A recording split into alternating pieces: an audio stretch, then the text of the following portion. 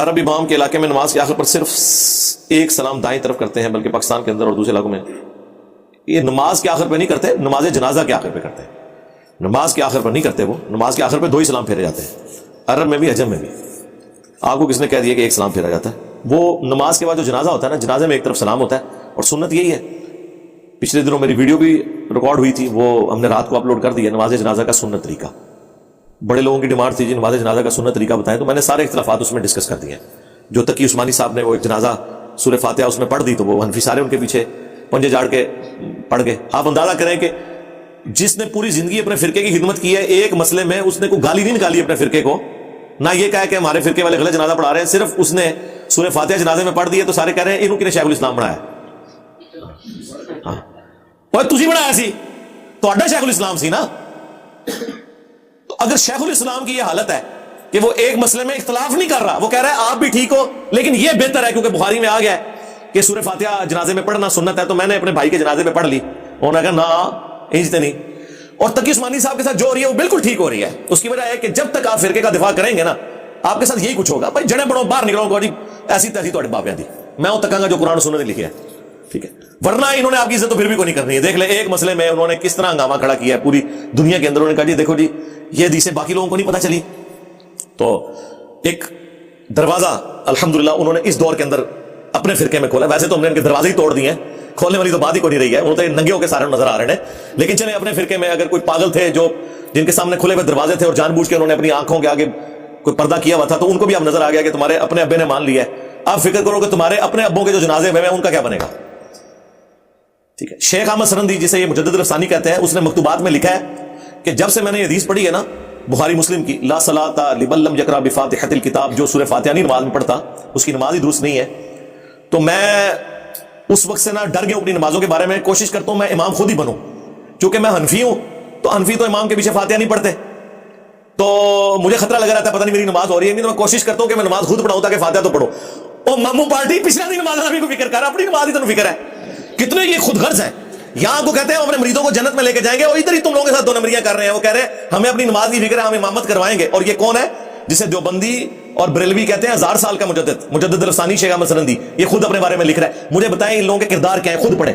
وہ کہہ رہے ہیں منو اپنی ٹینشن لگی ہے کہ چلو یار میں جماعت کراواں، میں نے فاتحہ پڑھانا، یار میرے پچھلے جان پہاڑ چ اور پچھلے اسی پہ امید لگا کے بیٹھے تھے، اور تو لکھ کے دس رہے ہیں کہ میں تو 2 نمبر اتنے پہ کرنا کہ میں تو ویسے ہی۔ یہ حالت ہے ان کی۔ ہاں جہری نماز جو ہے نا جس میں امام بلند آواز سے کرتا ہے، اس میں مقتدی کا سن لینا کافی ہے، کیونکہ سننا پڑھنے کے حکم میں داخل ہے۔ لیکن سر جاری رکھتے تو صرف 6 ہیں، 17 میں سے 6 رکھتے جاری ہیں فرض کی، 11 تو ساری سیرن ہے، ظہر کی 4 کی 4، عصر کی 4 کی 4، مغرب کی آخری 1 اور عشاء کی آخری 2، یعنی جو 17 رکھتے فرض ہے نا، 2 فجر، 4 ظہر، 4 عصر، 3 مغرب اور 4 عشاء، ان 17 میں سے 11 میں فاتحہ آپ نے امام کے پیچھے پڑھنی ہوتی ہے، جس میں امام خاموشی سے پڑھ رہا ہوتا ہے، یعنی آہستہ آواز میں۔ خاموشی سے تو نماز ہوتی نہیں ہے، زبان ہلنا تو ضروری ہے، اپنا سننا تو ضروری ہے۔ یہ اس میں بھی نہیں پڑھتے، دکانوں کے حساب کرتے ہیں زور اثر میں، ظاہر ہے زور اثر چاروں رکھتا ہوں، کچھ بھی نہیں کرنا کرانا۔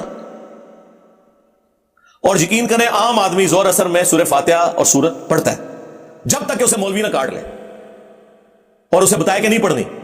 آپ میں سے بھی اکثر لوگ ہوں گے آپ کو نہیں پتا ہوگا، زور اثر میں بھی پڑھتے رہے، اور پھر کو مولوی کاٹتا ہے آپ کو کہتا نہیں یہ بھی چھڑ دو، حالانکہ عقل نہیں کام کرتی، یار اگر چھڑ دی تو کیا کریے، دکان تو صاف کریے۔ ہاں جب امام قرات کر رہا ہے اس وقت سن لیں، ٹھیک ہے، وہ سمجھ آتی ہے۔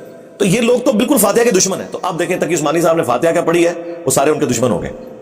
تو کہتے ہیں کتنے تک شیخ الاسلام ہے۔ اس لیے میں نے اپنے اسٹوڈنٹس کو کہا تھا کہ ان کے ساتھ 0 کمپرومائز ہے۔ وہ جو قرآن میں آیا نا کہ جب تک تم یہود و نصارہ کی ملت پہ نہ آ جاؤ یہ تم سے راضی نہیں ہوں گے۔ کسے کہا گیا؟ صحابہ کرام کو۔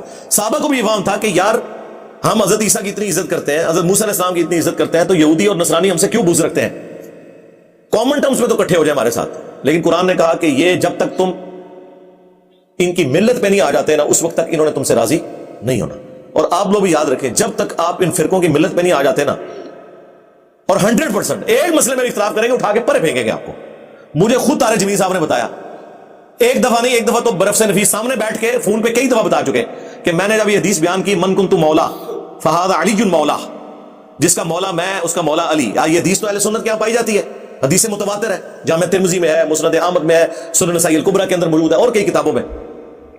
تو کہتے ہیں میرے اپنے فرقوں کی جو دہشت گرد تنظیمیں ہیں نا، ان کے مولویوں نے مجھے فون پہ قتل کی دھمکیاں دی. اختلاف رائے نہیں سرکار، قتل کی دھمکیاں. طارق جمیل صاحب نے میرے خیال کبھی مکھی بھی نہیں ماری ہوگی.